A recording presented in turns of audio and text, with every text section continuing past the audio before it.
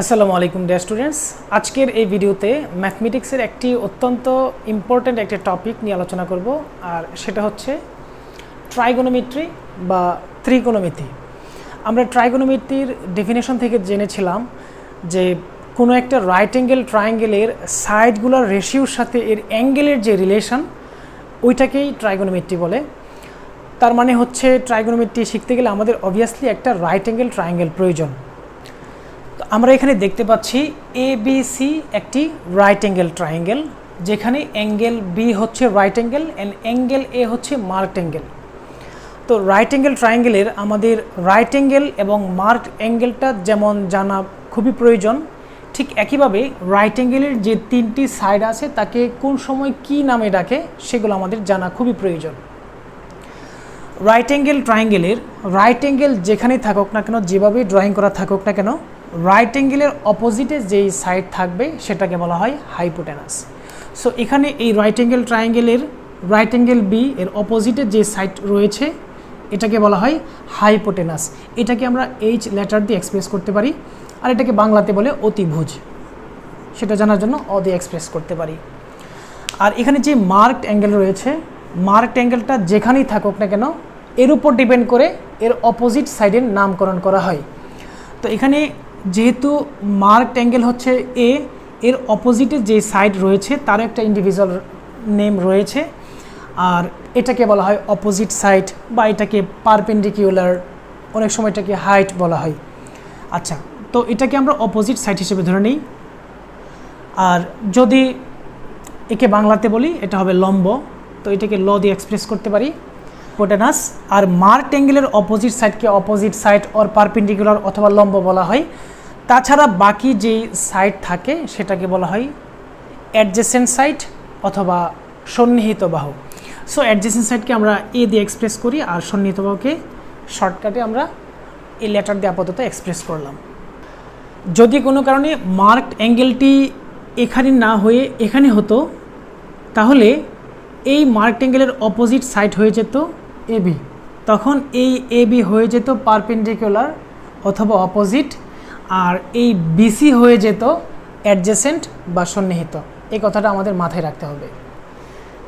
আমরা এখন দেখব ট্রিগোনোমেট্রিক ফাংশনের সাথে কিভাবে রাইট অ্যাঙ্গেল ট্রায়াঙ্গেলের সাইডগুলোর রেশিওর সাথে রিলেশন বিল্ড আপ করতে হয়। ট্রিগোনোমেট্রিতে 6টি ফাংশন অ্যাপ্লাই করা হয়। এর মধ্যে প্রথম ফাংশনটি হচ্ছে গিয়ে সাইন। আমরা 1 বাই 1 সবগুলো ফাংশন সম্পর্কেই জানব। তো সাইন, যেহেতু এই রাইট অ্যাঙ্গেল ট্রায়াঙ্গেলের মার্কড অ্যাঙ্গেল হচ্ছে থিটা, সেজন্য আমরা এখানে লিখব সাইন থিটা। তাহলে এই সাইন থিটা এর ভ্যালু কার সমান হবে? যদি এর অপোজিট সাইডকে হাইপোটেনাস দিয়ে ডিভাইড করি তাহলে যে ভ্যালুটা আসবে সেটা সাইন থিটা এর সমান। দ্যাট মিন্স আমরা এখানে বলতে পারি sine theta is equals to opposite by hypotenuse. Okay, and sine theta এর অপোজিট, দ্যাট মিন্স রিসিপ্রোকাল অন্য একটি ফাংশন রয়েছে, সেটাকে বলা হয় কোসেক। সো যদি সাইন থিটার সমান অপোজিট বাই হাইপোটেনাস হয়, তাহলে cosec theta is equals two হবে হাইপোটেনাস বাই অপোজিট। তারপর অন্য একটি ফাংশন হচ্ছে কি কস থিটা। তাহলে কস থিটার ভ্যালু কি আসবে? যদি রাইট অ্যাঙ্গেল ট্রায়াঙ্গেলের অ্যাডজেসেন্ট সাইডকে যদি হাইপোটেনাস দিয়ে ডিভাইড করা হয় তাহলে যে ভ্যালু আসবে সেটা হবে ওই রাইট অ্যাঙ্গেল ট্রায়াঙ্গেলের কস থিটা এর সমান। দ্যাট মিন্স এখানে আমরা লিখতে পারি cos theta is equals to adjacent divided by hypotenuse, that means A by H. আর কস থিটা এর রিসিপ্রোকাল যে অন্য একটি ফাংশন সেটা হচ্ছে গিয়ে সেক। সো আমরা লিখতে পারি sec theta is equals to hypotenuse divided by adjacent, just একটির বিপরীত। তাছাড়া অন্য আরেকটি ফাংশন রয়েছে, সেটা হচ্ছে টেন থিটা। টেন থিটার ভ্যালু হবে কি? যদি অপোজিট সাইডকে অ্যাডজেসেন্ট সাইড দিয়ে ডিভাইড করা হয় তাহলে যে ভ্যালু আসবে সেটা হবে টেন থিটা এর সমান। So tan theta is equals to আমরা লিখতে পারি অপোজিট ডিভাইডেড বাই অ্যাডজেসেন্ট। আর টেন থিটা এর সরাসরি রিসিপ্রোকাল অন্য একটি ফাংশন হচ্ছে গিয়ে cot theta. So cot theta মানে আমরা বলতে পারি adjacent divided by opposite, that means A by O. তো এগুলোকে শর্টকাটে আমাদের শেখার জন্য সাইন থিটা এখানে একটা জিনিস মনে রাখতে পারি, সেটা হচ্ছে কি এস ও এইচ, তার মানে হচ্ছে sine theta is equals to opposite by hypotenuse. Cos থিটার জন্য আমরা যেটা শিখতে পারি সেটা হচ্ছে গিয়ে CAH, that means cos theta is equals to adjacent divided by hypotenuse. আর টেন থিটার জন্য শর্টকাটে আমরা শিখে রাখতে পারি যে TOA, that means tan theta is equals to opposite by adjacent. তো বাংলাতে এটাকে সাগরে লবণ অনেক, কবরে ভূত অনেক, টেরা লম্বা ভূত ইত্যাদি এভাবে আর কি অনেকে শর্টকাটে শিখে রাখে। আশা করি এই টপিকটা সবাই বুঝতে পেরেছ। এখন এখান থেকে আমাদের ট্রিগোনোমেট্রিক যে ফর্মুলাগুলো আছে কিভাবে আসে সেটা আমরা দেখে নিই। তো এখানে আমরা সরাসরি দেখেছি sine theta and cosec theta তারা হচ্ছে কি একটির রিসিপ্রোকাল। সেজন্য আমরা লিখতে পারি sine theta is equals to 1 by cosec theta. ঠিক একইভাবে যদি sine theta is equal to 1 by cosec theta হয়, কুসেক থিটা হবে 1 বাই সাইন থিটা, তাহলে আমরা এটা লিখতে পারি।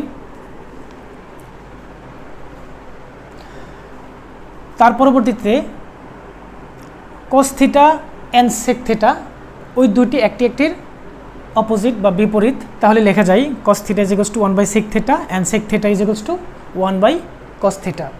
ঠিক একইভাবে টেন থিটা অ্যান্ড কট থিটার রিলেশনটা এরকমই হবে, tan theta is equals to 1 by cot theta and cot theta is equals to 1 by tan theta.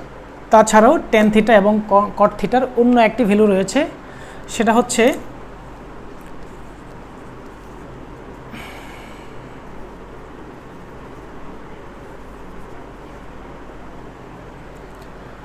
Ten theta is equal to sine theta by cos theta. তাহলে কট থিটা কী হবে? Just reciprocal, তার মানে হচ্ছে cot theta is equal to cos theta by sine theta.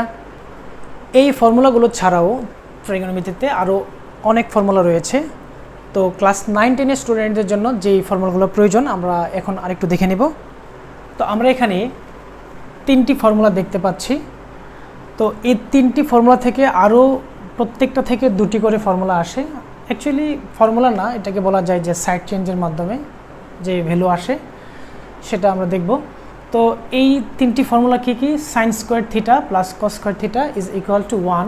তো এখান থেকে যেভাবে অন্য 2টা ফর্মুলা ডিরাইভ হয় সেটা আমরা এইভাবে বলতে পারি যে জাস্ট যদি সাইন স্কোয়ার থিটাকে লেফট হ্যান্ড সাইডে রেখে দেই অ্যান্ড কস স্কোয়ার থিটাকে সাইড চেঞ্জ করে দেই, তাহলে হয়ে যাবে পজিটিভ কস স্কোয়ার হয়ে যাবে negative cos square. That means sign square theta is equal to 1 minus cos square theta. ঠিক একইভাবে যদি আমরা কস স্কোয়ার থিটাকে লেফট হ্যান্ড সাইডে রেখে দিই তাহলে sign square theta side change করলে হয়ে যাবে negative. That means cos square theta is equal to 1 minus sin square theta। তারপর sec square theta minus tan square theta is equals to 1। তো এখান থেকে 2টি ফর্মুলা ডিরাইভ হবে, সেটা হচ্ছে যদি sec square theta কে আমরা লেফট হ্যান্ড সাইডে রেখে দেই তাহলে tan square theta মাইনাস এটা সাইড চেঞ্জ করলে হয়ে যাবে পজিটিভ, তার মানে হয়ে যাবে sec square theta is equals to 1 plus tan square theta। ঠিক একইভাবে এখানে 10কে আমরা লেফট হ্যান্ড সাইডে রাখবো না, কারণ এখানে 10 নিজে হচ্ছে নেগেটিভ। তো 10কে যদি আমরা রাইট হ্যান্ড সাইডে নিয়ে যাই আর 1কে যদি লেফট হ্যান্ড সাইডে নিয়ে আসি তাহলে কী হবে? 10 হয়ে যাবে পজিটিভ অ্যান্ড 1 হয়ে যাবে নেগেটিভ। অথবা এইখান থেকে আমরা দেখতে পারি যদি জাস্ট 1কে আমরা সাইড চেঞ্জ করে দিই তাহলে হয়ে যাবে sec square theta minus 1 is equals to tan square theta। So tan square theta is equal to sec square theta minus 1। ঠিক একইভাবে এখান থেকে 2টি ফর্মুলা আসবে, সে 2টি হচ্ছে, তো এই ফর্মুলা থেকে বাকি এই 2টি ফর্মুলা ডিরাইভ হয়। তো আমাদের হচ্ছে এই প্রত্যেকটা ফর্মুলাই মেমোরাইজ করে রাখতে হবে, কারণ ট্রাইগোনোমেট্রিক যত ম্যাথস আমাদের করতে হবে মোটামুটি এই ফর্মুলাগুলো অ্যাপ্লাই করতে হবে।